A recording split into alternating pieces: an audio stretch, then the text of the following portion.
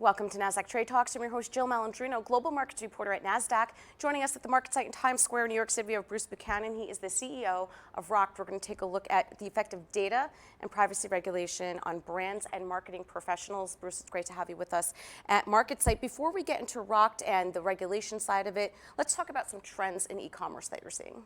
Well, we're seeing e-commerce continue to grow very fast. We saw regulation, obviously, in Europe slowed things down. A lot of technology innovation was dealing with GDPR last year, but we're seeing continued rapid trends, not just in the traditional retail area, but across all categories. So whether that's B2B or travel or ticketing and events, it's growing fast across all categories. How would you say businesses are adopting to the new regulation?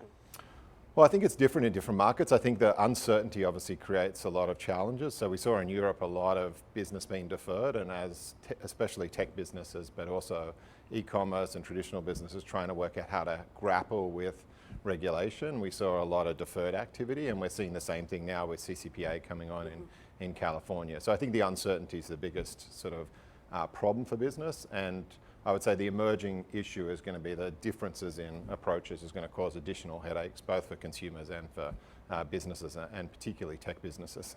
All right, let's take a look at Rocked specifically. Unlocking transaction moments is what you're looking to do. What does that mean? So we help big enterprise e-commerce businesses personalize their checkout flow. So imagine you're buying something on Ticketmaster, and what are the products and services you see in that checkout experience? So which payment options, whether you park at the venue, whether you get an Uber to the venue, what other products and services are relevant for you when you're buying a ticket at Ticketmaster. So we help brands like that or personalize and make the checkout much more relevant. All right, and this goes back to regulation. How can businesses use customer data responsibly? Because of course they want to sell and get revenue, but part of that also comes from the data that they're collecting. How are they supposed to be using that responsibly? Well, I think if you go to the heart of everything here, it's really about how do you put the consumer first. And a lot of these things, if you sift through all the regulation, I think if you approach these things in a way that says, look, how do I make sure that the consumer is giving me consent and understands what's going to happen with their data? Typically, all the regulation takes care of itself. It's when you try and obfuscate consent, bundle consent, try and hide conditions well into the T's and C's of another product, or what we call bundle consent, where consent for another thing's hidden in some other product that you're using. That's typically where brands are running into problem, and where GDPR and CCPA is also creating additional cut-throughs on what businesses need to do. So if businesses actually adopt these regulations, right, and they care about customer data, you can actually build experiences around this with customer consent and make it a better experience. Yeah, well, I think prima facie, like all of the first-party uses are not really a big in question here. It's really when you move to third-party uses of data that it becomes much more problematic.